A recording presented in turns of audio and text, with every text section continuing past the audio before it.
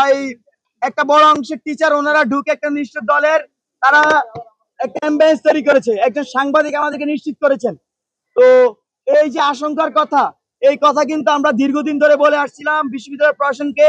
আমরা শুনতে পাচ্ছি ইন্টারনালি ইলেকশন ইঞ্জিনিয়ারিং হওয়ার মতো একটা পরিস্থিতি তৈরি হচ্ছে, এবং সেটা একটা নির্দিষ্ট পাওয়ার পলিটিক্সের যারা পার্টি আছেন তাদের পক্ষ থেকে।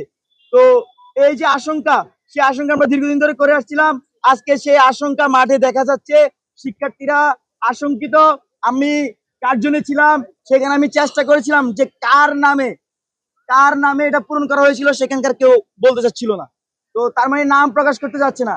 এর মানে হচ্ছে এখানে এ ধরনের একটা বড় সম্ভাবনা তৈরি হচ্ছে যে ভোটে কোন ধরনের ইঞ্জিনিয়ারিং হচ্ছে কিনা বা করছে কিনা কেউ।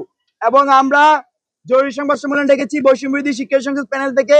আমরা ঢাকা বিশ্ববিদ্যালয়ে একটি সুষ্ঠু নিরপেক্ষ ইলেকশন চেয়েছিলাম, এখনো চাই।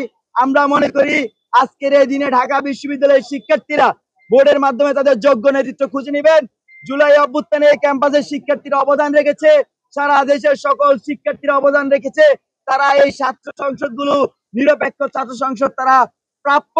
আমরা মনে করি যারা এভাবে ক্ষমতাকে কুক্ষিগত করার চেষ্টা করছে, যারা নির্দিষ্ট দলকে জিতানো এজেন্ডা বাস্তবায়ন করার চেষ্টা করছে, তাদেরকে ব্যালট বিপ্লবের মাধ্যমে শিক্ষার্থীরা রুখে দিবে। আমরা আরো প্রায় 10 দিন আগে থেকে আশঙ্কাটি জানিয়ে আসতেছিলাম। আমরা শুনতে পেয়েছি প্রতিটি হলে 300 করে ভোট কনভার্ট করবে নাকি। তাহলে 5600 ভোট যদি কনভার্ট করে, তাহলে ওনাদের বিপিকে জিতে ফেলতে পারবে। তো আজকে এই ধরনের এজেন্ডা কতটুকু বাস্তবায়ন করতেছে, এটা আপনাদেরকে খতিয়ে দেখার জন্য সকল সাংবাদিক বন্ধুদেরকে আহ্বান জানাচ্ছি। আর আমরা দেখেছি এই যেখানে বুথ ইলেকশন কেন্দ্র, যেটা নির্বাচন কেন্দ্র, সেখানে একটি নির্দিষ্ট দলের এজেন্ট সংখ্যা অনেক বেশি দেওয়া হয়েছে, এবং সেটার জন্য শিক্ষার্থীরা আশঙ্কা প্রকাশ করছে।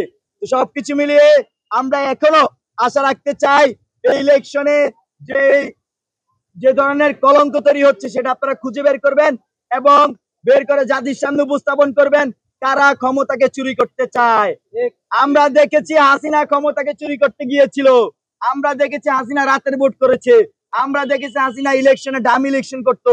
আমরা হাসিনার এই আমলটা বেশি দিন হয় নাই যে আমরা পার করে এসেছি। নতুন করে যদি কেউ এরকম করতে চায়, তাহলে ঢাকা বিশ্ববিদ্যালয় আবার অভ্যুত্থান হবে। এই ঢাকা বিশ্ববিদ্যালয় জুলাই মাসে সবার অভ্যুত্থান হয়েছিল ছাত্রলীগের বিরুদ্ধে। নতুন করে ঢাকা বিশ্ববিদ্যালয় অভ্যুত্থান করতে খুব বেশি সময় লাগবে না। আর যদি জাতীয়ভাবে কেউ ধর্মের সাথে জড়িত থাকে, তাদের বিরুদ্ধে আমরা আজকে এখানে সংগ্রাম ঘোষণা করছি।